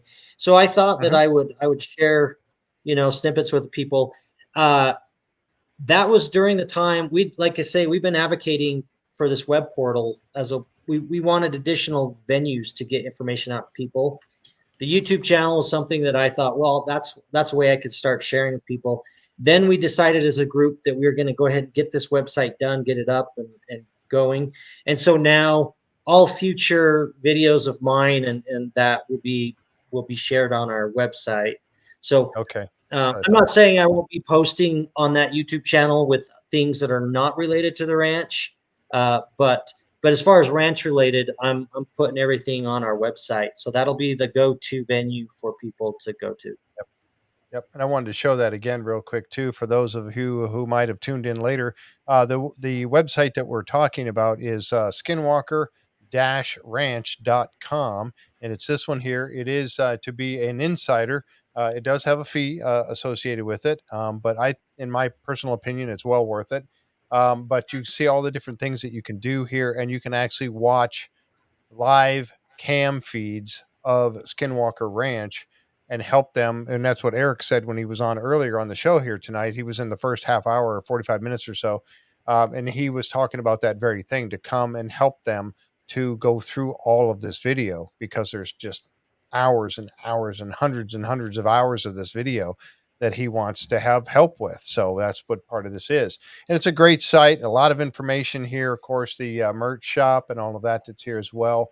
Like I said, I'm a member of it. I will continue to be a member of it. I paid for a whole year. Actually, I think I went ahead and got the whole year. But it's really cool stuff. And if you're into this whole thing, it's definitely a place you want to go and check out. So it's skinwalker-ranch.com. And then you go from there as you go along. And so we really appreciate the fact that now, none of the other shows we've always asked for, like Oak Island, we've always asked, why don't they put webcams up so you can see what's going on? No, They we're not have. gonna do that. So it's like we don't ever get to see what's happening when it's Just not, too good. other than the TV show. One last thing I just wanted to mention was about the metal. Somebody had asked about the metal objects that were found there. They did take them over and they spoke with Dr. Ravi Chandran, a professor of metallurgy engineering at the University of Utah, and he had said that the metal fragments tell him that the samples look like they have been fused, and that he was surprised to see magnesium and manganese in there also. And then they talked about this with Travis and Erik, and mentioned that this seems to be something that's been fused together like a thin sheet of glass. It makes them think of glass. And then also the ceramic glasses being a ceramic type material that was used to protect the shuttle. It's the tiles that are being put on the shuttle. That's not to say that these pieces were anything to do with tiles, but the material makeup is similar. And that's just wondering in itself, that if is this some sort of well, we could speculate all day long of what the metal that they found. I really hope you guys get in there. I mean, I would be in favor. I mean, how could you do it? That giant mesa, you start digging the rocks out and you're going to cause collapses. I mean, how in the world would you go about excavating that entire section? Is that on the table, Thomas? I'm going to put you on the wire. Is that on the table? It's like the big dig for Skinwalker. Yes, the big dig for Skinwalker. Yeah. Oh boy. I know. I don't mean to, but I just joking. No. It's funny. We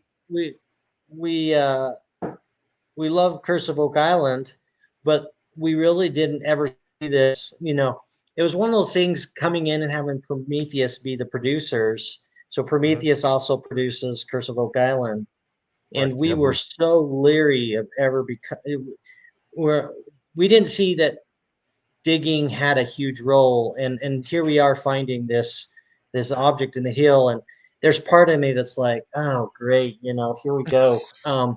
But I wasn't trying to be dramatic in the show when I said this could be one of the biggest discoveries, not just on the ranch but entire Uinta Basin, because we have just pulled metal that is 100% confirmed that is got this what seems to be unnatural makeup, artificially made makeup. We're pulling it out of 300 feet inside the mesa. We have U.S. geological surveys that go all the way back to I can't remember, like 1935 or a significant ways back. Erik has done very meticulous and careful analysis of what we're looking for is change, right? Anything that may appear to not have been different in 1930s or 40s or 50s versus what we see today. And to be honest, I'm not seeing anything that screams change. So when you start looking at those surveys and then you're saying, well, I would expect if there'd been a mining operation, you would see tailings, you would see some type of road, you'd see there would be some visible markings indicating that there was a mining operation going there. Okay. If we're not seeing those in the U.S. geological surveys, these aerial surveys that are taking place periodically, and we're going back that far, what does that mean? How did it get in there? What time period did it get in there? Exactly. We've got a lot of questions, and at this point, you can't disregard the facts that we just pulled this remarkable material out of the hills. So to answer your question, I mean, it's the glaring elephant in the room. We've got to figure out what's the next step on that. How do we tackle it? And no matter what we decide, we've got a daunting task ahead of us, because we're 300 feet into that hill and at least 80 feet deep. So, yeah, what's going to be the best method? And obviously, I guess I could tell you there's a lot of discussion going on as to what's next. And you got about 2 million people watching the show that all got an opinion of how you should tackle this too. So and I'm one of them. Hey Jeff, we had one last question from someone. Yeah, go ahead. Has Thomas ever seen a skinwalker? Someone had asked that, or something that you would that's just an unexplained creature. I had an experience with my wife. It was during a time period of where I was out building some roads along the perimeter of the property. Okay. The quick answer is no. I don't think I've seen a skinwalker, but I had taken her down towards the southern end of the ranch to show her my progress of, yes, I'm actually out here working. I'm not just out shooting the breeze out here. Proving to my wife I'm actually getting something done out here on the ranch, accounting for the hundreds of hours that I spend away from home over here. So we were down there, and it just rained. The ground was super muddy and soft, and we were down in this wash, and my wife said, "Hey, there's a bunch of dogs up there on the ridge." I looked up, and there's looked like pack of dogs, and there are a lot of dogs in the area. There's a lot of tribal reservation dogs that are running around, and I always chase them off the property because I don't like them around the livestock. And so we immediately, both of us, run to the top of the hill. I was gonna chase them off. The strange thing is when we got to the top of the hill, there's absolutely zero tracks or zero trace of any dogs being up there. Yeah. So, wow. It didn't seem like anything at the time. I mean, they were all varying sizes and breeds, and yet we get up there in this muddy soil, and not a single dog track anywhere where we saw not one print, nothing. Wow. Nothing. Unbelievable. That is unbelievable. Wow. That's just wow, that's crazy. Okay, one somebody did ask about the cow. Did that one cow we saw on the show, the one that was having that got taken off by the rancher, did it survive, or did it succumb to its illness that it had? Somebody was asking, they wanted to know.